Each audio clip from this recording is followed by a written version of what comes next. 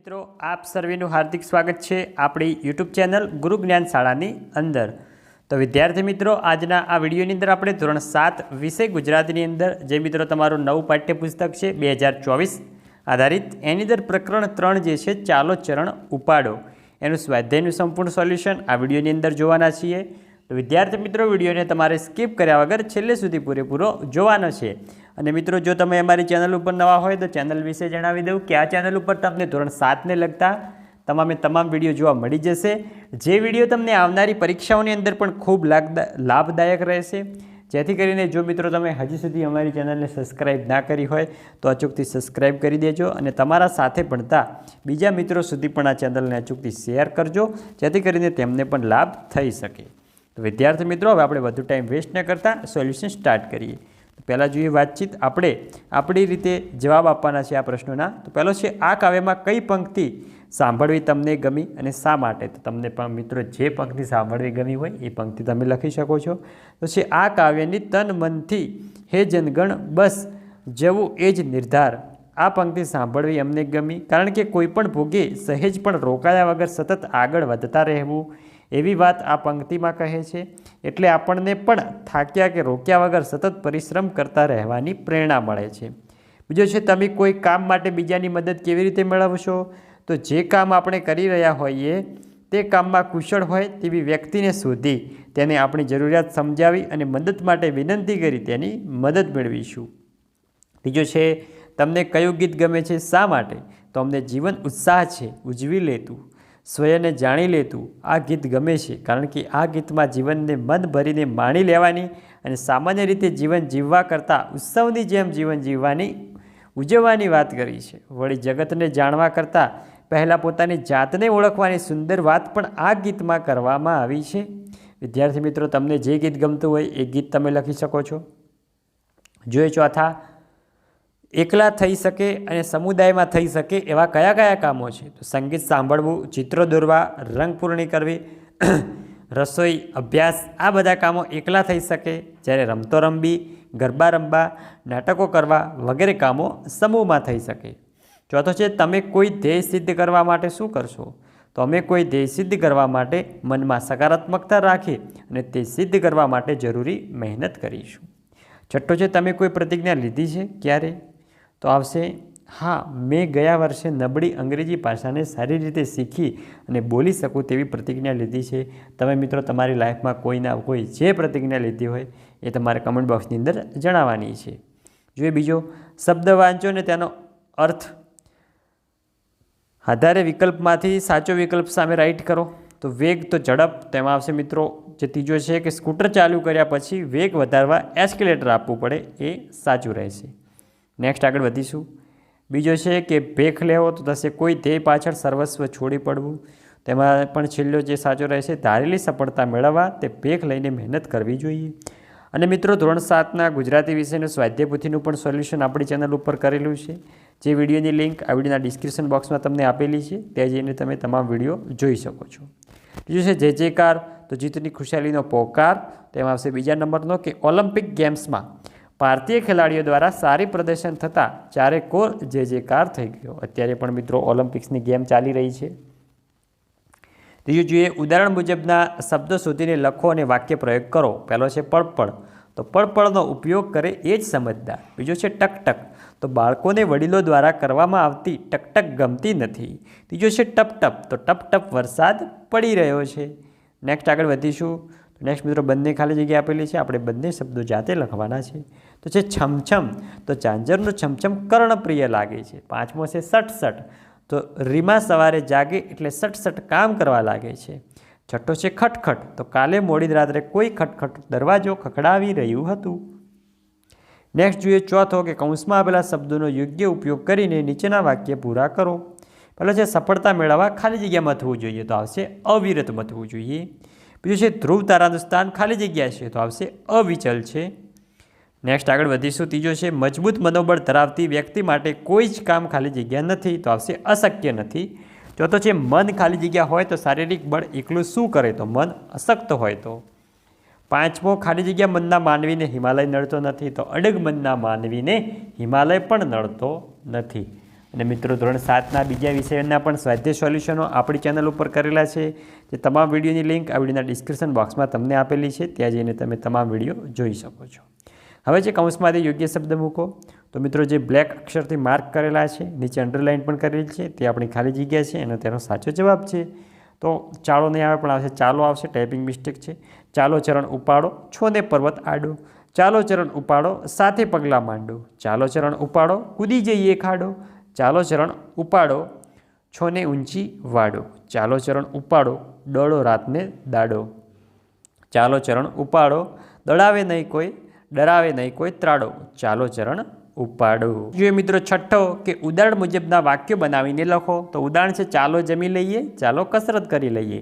તો હવે આપણે તેના વાક્ય બનાવીએ. તો ચાલો શાળાએ જઈએ. બીજો છે ચાલો ઘરકામ કરીએ. બીજો છે ચાલો સિનેમા જોવા જઈએ. આવા બીજા પણ વાક્યો તમે જાતે પણ બનાવીને લખી શકો છો, એકદમ સિમ્પલ છે. ચોથો છે ચાલો ફરવા જઈએ. અને મિત્રો ધોરણ 7ના અમારા વોટ્સઅપ ગ્રુપની અંદર પણ તમે જોડાવાનું ભૂલતા નહીં. જે ગ્રુપની લિંક આ વિડીયોના ડિસ્ક્રિપ્શન બોક્સમાં તમને આપેલી છે, તો ત્યાં જઈને તમે જોડાઈ શકો છો. 7મો છે વાક્યની શરૂઆત ચાલો, દોડો, કહો, બોલો, જુઓ, ઉઠો જેવા શબ્દોથી કરો. પહેલો છે શ્વાન ભરીને દોડવા લાગો. તો ચાલો શ્વાસ ભરીને દોડવા લાગો. શ્વાન નહીં પણ મિત્રો શ્વાસ. બીજો છે ધ્યાન આપીને વાંચો. તો ચાલો ધ્યાન આપીને વાંચવા લાગો. ત્રીજો છે સામેના મકાનમાં આગ લાગી. તો આવશે દોડો, સામેના મકાનમાં આગ લાગી. ચોથો છે ડુંગર કેટલો દૂર છે. તો જુઓ ડુંગર કેટલો દૂર છે. 5મો છે કહો, હું ક્યારે આવું. નેક્સ્ટ આગળ છે બોલો, આના કેટલા પૈસા આવે. નેક્સ્ટ 8મો છે કાવ્ય વાંચો અને પ્રશ્નના જવાબ આપો. સંપૂર્ણ તમને કાવ્ય આપેલું છે, કાવ્ય સંભાળે વાંચી લેવાનું છે, સમજી લેવાનું છે, પછી પ્રશ્નોના જવાબ આપવાના છે નીચે. તો પહેલો છે રસ્તામાં કેવા કેવા સંકટ આવી શકે. તો રસ્તામાં કાંટા, કાંકરા, તોમ તકતી, રેતી જેવા સંકટો આવી શકે. નેક્સ્ટ આગળ વધીશું. તો બીજો છે કે સંકટની પરિસ્થિતિમાં શું કરવું જોઈએ. તો સંકટની પરિસ્થિતિમાં ધીરજ રાખીને હિંમતથી સ્વાર્થી બન્યા વગર આગળ વધતા રહેવું જોઈએ. ત્રીજો છે મુશ્કેલ માર્ગ કાપનારે શી કાળજી રાખવી જોઈએ. તો મુશ્કેલ માર્ગ કાપનારે હિંમત ખોયા વગર, સ્વાર્થ સામે જોયા વગર સ્થિત, શાંતિ અને સેવાનો પાઠ સૌને આપવો જોઈએ. ચોથો છે પંથ તારો કાપે જા દ્વારા સંદેશ આપ્યો છે. તો પંથ તારો કાપે જા દ્વારા જીવનમાં આવતી દરેક મુસીબતોનો હિંમત, શાંતિ અને ધીરજ સાથે સામનો કરવો જોઈએ અને શિસ્ત જાળવી રાખી સ્વાર્થી બન્યા વગર દરેક પરિસ્થિતિનો સામનો કરવો જોઈએ એવો સંદેશ આપ્યો છે. 9મો મિત્રો છે કે 5 અક્ષરવાળા જોડાક્ષર ધરાવતી શબ્દોની યાદી તૈયાર કરો અને તેનું ઉચ્ચારણ કરો. તો તમને જે પાઠ્યપુસ્તકની અંદર કોષ્ટક આપેલું છે એની અંદર આ શબ્દો લખવાના છે અને બીજા પણ તમે, જો તમને યાદ હોય તો બીજા પણ તમે શબ્દો લખી શકો છો. તો છે રચનાત્મક, ક્રિયાત્મક, વર્ણાત્મક, શુભલક્ષ્મી, ભાવાત્મક, ઉપમન્યુ, ધનલક્ષ્મી, સ્વાધ્યાય અને અધ્યાહાર. 10મો છે ઉપરની યાદીમાંથી કોઈ પણ 5 શબ્દનો ઉપયોગ કરી વાક્ય બનાવવાના છે. તો પહેલો છે રચનાત્મક. તો કવિતા લખવી તે રચનાત્મક કાર્ય છે. બીજો છે ભાવાત્મક. તો દીકરી સાસરે જાય તે દરેક માતા પિતા માટે ભાવાત્મક ક્ષણ હોય છે. ત્રીજો છે વર્ણાત્મક. તો તેણે વસંત ઋતુમાં પણ વર્ણાત્મક નિબંધ લખ્યો. ચોથો છે સ્વાધ્યાય. તો સ્વાધ્યાયમાં જવું તે એક સારી આદત છે. 5મો છે શુભલક્ષ્મી. તો શુભલક્ષ્મી એ લક્ષ્મીનો જ એક પ્રકાર છે. 11મો છે કૌંસમાં આપેલા શબ્દોનો ઉપયોગ કરી પ્રશ્નાર્થ વાક્ય બનાવવાનું છે. તો પહેલાં છે શાળામાંથી જાન્યુઆરી મહિનામાં પ્રવાસ જઈશું. તો કૌંસમાં ક્યારે, કેમ ને કેવા આપેલા છે એમનો ઉપયોગ કરી પ્રશ્નાર્થ વાક્ય આપણે બનાવવાનું છે. તો શાળામાંથી ક્યારે પ્રવાસે જઈશું. બીજો છે મમ્મીના જન્મદિવસે દીકરીએ ભેટ આપી. તો મમ્મીના જન્મદિવસે કોણે ભેટ આપી. ત્રીજો છે અરવલ્લી ગુજરાત રાજ્યનો જિલ્લો છે. તો અરવલ્લી કયા રાજ્યનો જિલ્લો છે. નેક્સ્ટ આગળ વધીશું. ચોથો, તો પપ્પા પ્રવાસમાંથી મારા માટે રમકડું લાવ્યા. તો પપ્પા પ્રવાસમાંથી મારા માટે શું લાવ્યા. 5મો છે ચિંટુ અને મીનુ વિદેશ ફરવા ગયા. તો ચિંટુ અને મીનુ ક્યાં ફરવા ગયા. 12મો છે આપેલી પંક્તિઓનો ભાવાર્થ ગુજરાતીમાં લખો. તો પહેલો છે રૂક જાના નહીં, તું કહી હાર કે, કાંટો પે ચલે કે મિલેંગે સાએ બહાર બન કે. તો એનો જવાબ આવશે આ પંક્તિનો ભાવાર્થ એ છે કે ક્યારે પણ કોઈ પણ કાર્યને જીવનની મુસીબતોથી હાર માનીને છોડી દેવું જોઈએ નહીં. કારણ કે કાંટાળા માર્ગ પર ચાલીને જ જીવનની વસંત પ્રાપ્ત થાય છે. એટલે કે સખત મહેનત કરીને જ સફળતા પ્રાપ્ત થાય છે. બીજો છે એક रास्ता है जिंदगी जो थम गए तो कुछ नहीं, ये कदम किसी मुकाम पे जो जम गए तो कुछ नहीं. यही जीवनનો અહીં જીવનનો એક માર્ગ સાથે સરખાવ્યો છે. જીવનના માર્ગ પર સતત ચાલતા રહેવાનું છે. જો કોઈ એક સ્થળેથી થોડી સફળતા મળી અને તમે જો ત્યાં રોકાઈ ગયા, પછી આગળ તમે વધુ કંઈ પ્રાપ્ત કરી શકો નહીં. 13મો છે પ્રશ્નોના જવાબ આપો. પહેલો છે કવિ કેવી રીતે ચાલવાનું કહે છે ને કેમ? તો કવિ બધા ભેદ ભૂલીને એક થઈને નેક થઈને વાયુનો વેગ લઈને રંગરાગને છોડીને એટલે કે નાત જાતના ભેદભાવ ભૂલીને ભેખ લઈને હિમાલય જેવી અવિચલ ટેક લઈને ચાલવાનું કહે છે. કારણ કે કવિ કહે છે કે તન મન ધનથી જવું એટલે કે ચાલવું એ જ નિર્ધાર હોવું જોઈએ. આ જ રીતે જ રાષ્ટ્ર સેવા થઈ શકે. જો ઊભા રહ્યા તો મોત આવી જશે અને આ રીતે ચાલતા રહીશું તો જ જીવનનો જયજયકાર થશે એટલે કે આપણા કાર્યમાં સફળતા પ્રાપ્ત થશે. બીજો છે માત્ર ઊભા રહેવાથી અને ચાલતા રહેવાથી જીવનમાં કેવો ફેર પડે?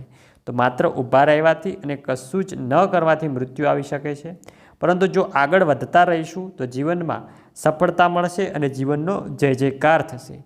ત્રીજો છે આ કાવ્ય દ્વારા શો સંદેશ મળે છે? તો આ કાવ્ય દ્વારા સંદેશ મળે છે કે પરસ્પર એકતા રાખીને સતત પ્રયત્નો કરતા રહેવું જોઈએ તો જ સફળતા પ્રાપ્ત થશે. બધા ભેદભાવો રંગરાગ ભૂલીને સફળતા અને રાષ્ટ્ર સેવાના માર્ગ પર બસ ચાલતા રહેવું જોઈએ. આપણે હિમાલયની જેમ મજબૂત અને અડગ બનવું જોઈએ. નિષ્ફળતા કે મુશ્કેલીઓથી ડરીને કે હારીને જો ઊભા રહી ગયા અને પ્રયત્નો કરવાનું છોડી દીધું તો મોત પણ આવી શકે છે, પરંતુ વિપરીત સંજોગોમાં પણ જો ચાલવાનું એટલે કે પ્રયત્નો કરવાનું ચાલુ રાખ્યું તો જીવનનો જયજયકાર થવાનું નિશ્ચિત છે, એટલે કે સફળતા મળવાની ખાતરી જ છે. તો વિદ્યાર્થી મિત્રો, આ હતું આપણું ધોરણ 7નું વિષય ગુજરાતીની અંદર પ્રકરણ નંબર 4 જે છે એનું સ્વાધ્યાયનું સંપૂર્ણ સોલ્યુશન. તો વિદ્યાર્થી મિત્રો, વિડીયો સારો લાગ્યો હોય વિડીયોને લાઇક કરીને જજો. ચેનલ ઉપર નવા હોય ચેનલને પણ અચૂકથી સબસ્ક્રાઈબ કરીને જજો. મળીશું નેક્સ્ટ વિડીયો સાથે. ત્યાં સુધી આવજો. જય હિન્દ, જય ભારત.